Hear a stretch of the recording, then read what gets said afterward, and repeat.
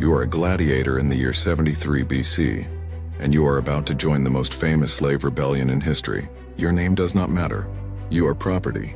You are owned by a man who trains you to kill other slaves for entertainment. You sleep in chains.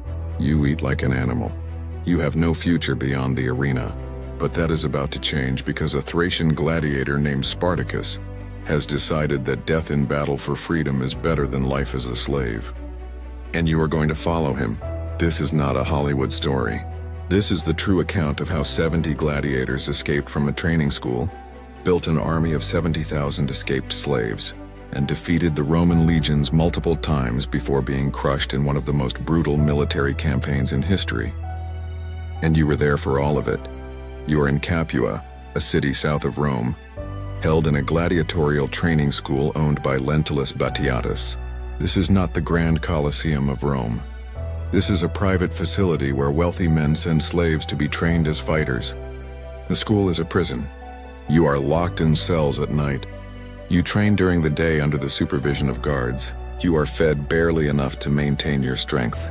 You are beaten regularly to remind you that you are nothing. The men around you come from all over the empire. There are Gauls from the north, Thracians from the east, Germans, Africans, Greeks. All of you are slaves. Some were captured in war. Some were born into slavery. Some were criminals sold into this life. But all of you share the same fate. You will fight in the arena until you die. There is no retirement for gladiators. There is no freedom. You fight and you die and you are replaced. Spartacus is Thracian. He was once an auxiliary soldier in the Roman army, but deserted and was captured. As punishment, he was enslaved and sold to the gladiatorial school. He is in his 30s, physically powerful and intelligent. He does not accept his fate the way most slaves do. He watches the guards. He studies their routines. He looks for weaknesses, and he talks to other gladiators about escape. Most slaves do not think about escape. Where would you go? Rome controls the entire Mediterranean world. There is nowhere to run. If you escape, you will be hunted down, captured, and crucified. Crucifixion is the standard punishment for escaped slaves. You will be nailed to a cross and left to die slowly over days. Your body displayed along the road as a warning to other slaves. This is why most slaves never try to escape. The punishment is worse than slavery itself. But Spartacus argues that death on a cross is no worse than death in the arena. You are going to die either way.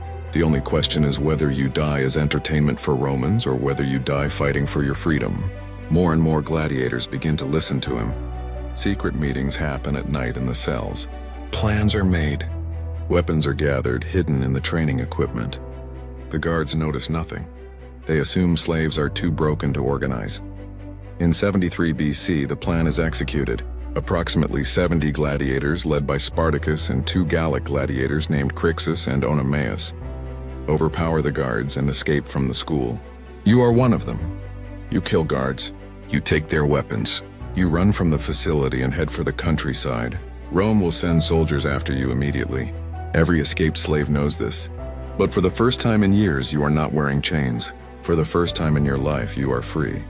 The escaped gladiators flee to Mount Vesuvius, the volcano that will later destroy Pompeii. The mountain provides defensive terrain. The gladiators fortify a position and prepare to fight. Rome sends a small military force under Gaius Claudius Glaber to deal with what they assume is a minor slave escape. 3,000 soldiers march to Vesuvius. They surround the mountain, cutting off the only path down. Glaber assumes the slaves will surrender or starve. He is wrong. Spartacus leads a daring nighttime raid. The gladiators weave ropes from vines and descend the steep cliffs that the Romans assumed were impassable. They attack the Roman camp from behind. The Romans, confident and unprepared, are slaughtered. The gladiators capture weapons, armor, and supplies. This is not just an escape anymore. This is a military victory. And word spreads, escaped slaves from across the region begin joining Spartacus. Farm slaves, mine slaves, household slaves, all fleeing their masters and joining the rebel army. Within months, Spartacus commands not 70 men, but thousands. They raid estates, free more slaves, capture weapons, and train. Spartacus organizes the escaped slaves into a real army with discipline and structure. Former soldiers teach combat skills. Blacksmiths forge weapons. This is no longer a group of fugitives. This is a military force. Rome sends another army. The rebels defeat it. Rome sends another. The rebels defeat that one too. Each victory brings more escaped slaves to the cause. By the end of the first year, Spartacus commands an army estimated at 70,000 men and women. They control large areas of southern Italy. They defeat multiple Roman armies. The impossible is happening. Slaves are winning. You fight in these battles. You who were once property, now stand in a battle line with a sword and shield facing Roman legions. The Romans are terrified. Their entire society is built on slavery. If slaves can successfully rebel, the whole system collapses. Rome cannot allow this rebellion to succeed. But for now, the slaves are winning, and you dare to hope that freedom is possible. The rebel army faces a critical decision. Spartacus wants to lead the army north, cross the Alps, and allow the escaped slaves to return to their homelands. Many are from Gaul and Thrace. They could go home. But Crixus and many others want to stay in Italy, raiding and looting. They want revenge on Rome. They want to make the Romans suffer as they suffered. The army splits. Crixus takes part of the force south. Spartacus continues north with the rest. Crixus and his forces are destroyed by the Romans. Thousands of rebel slaves are killed.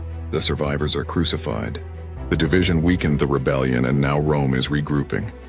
The Senate, finally taking the threat seriously, appoints Marcus Licinius Crassus, one of the wealthiest men in Rome, to crush the rebellion.